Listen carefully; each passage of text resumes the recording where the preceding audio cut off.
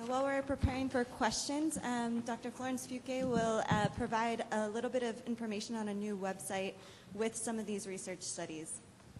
Exactly. Thank you, April. I just would like to introduce, the new website which is going live today on the wbdenvironment.org, presenting all the results and methods and condition context of the project on residual malaria and other projects supported by our group in TDR. So can we click on the, please, I cannot click, yes. So if you click on this website, then you go to VBD, yes, here. And then if you click on VBD, you can go to research on ongoing malaria transmission. Please have a click. And then here you'll have the presentation of all the project. And just please go down, no, up to click on the study site, just to give you an overview of the study site. Up. Thank you. Up again. Study sites on the red, on the top, and on the right. Yeah, here, study sites. Yeah, please. Let's go to study site. Okay, then we can go down. So you have this Greater Sub-Mekong Region project that was presented by John. Then we had supported another project in South America, another one in Papua New Guinea that was presented by Daniela. And then if we go down, you have other projects from Africa, Tanzania, Burkina Faso, and so on. So I just leave it to you. If it was just to inform you that this is now open to all if you want to have a look. Thank you very much. Great. Thanks, Florence. Great. It looks like we have a question from George Greer. You're welcome. Yes, George Greer with PMI Tanzania. Wonderful set of presentations, and thanks to the organizers for pulling it together. Being from Tanzania, this is to Hamis and the Tanzania group and Zanzibar. And it's simply to ask, it looks like when you see the use ratio with the access, it's ugly. It's 75%, 80%. But I also wondered, did you factor in, or could we factor in, the fact that when you looked at people out of the household, every night there was 10% out of the household. So if those 10% were considered as part of the access population, and they weren't even there to use in that, might the access in the household, might the use in the household of the people who are actually in the household not look much better, like 95%? So I guess it's a question as to whether those 10% that were out of the household were considered as access in the household, but they weren't there, so they couldn't use the net. Thanks.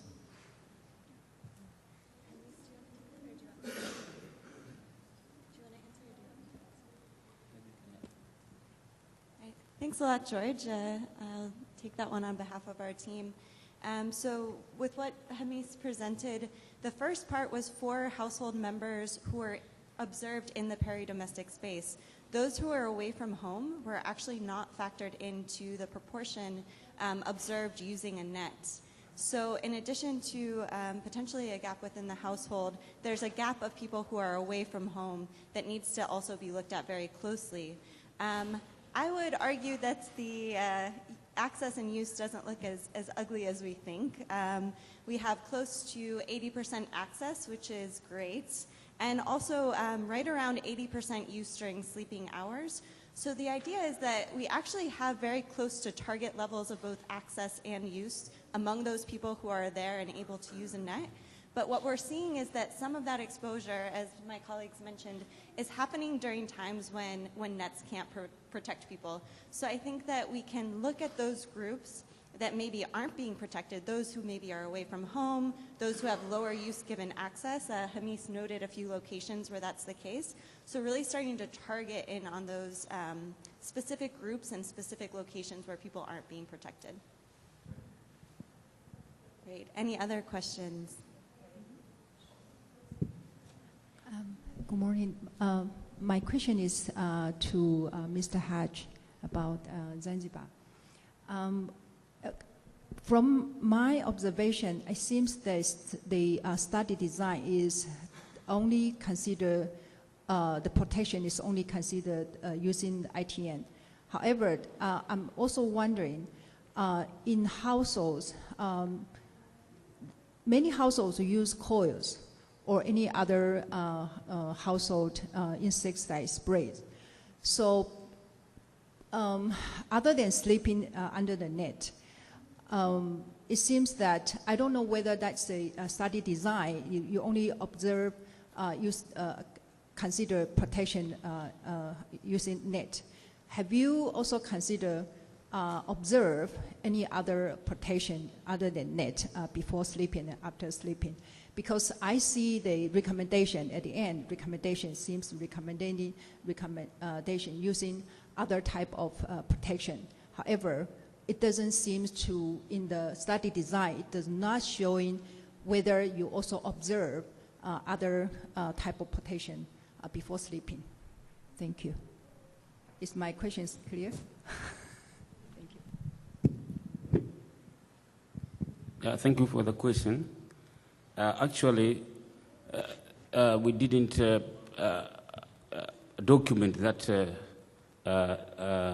other interventions like using, a spray or otherwise.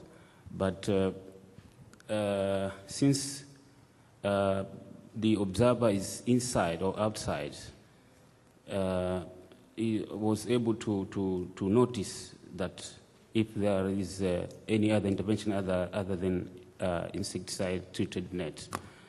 But we have to remember that the criteria for selection of these sites was also IRS spraying in the previous rounds. This was one among the criteria to be for the site to be included in this study.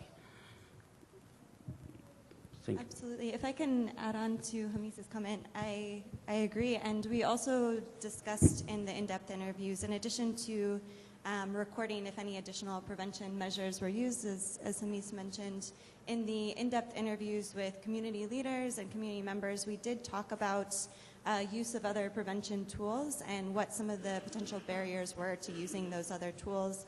We found that household sprays were very common and were widely available in shops. Housing materials were available in local shops, and we did see house screening in some areas.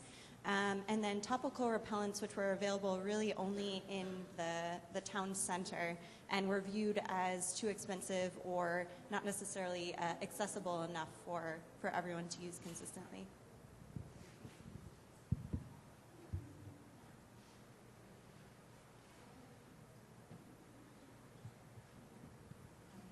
Yeah, please, do we have other questions?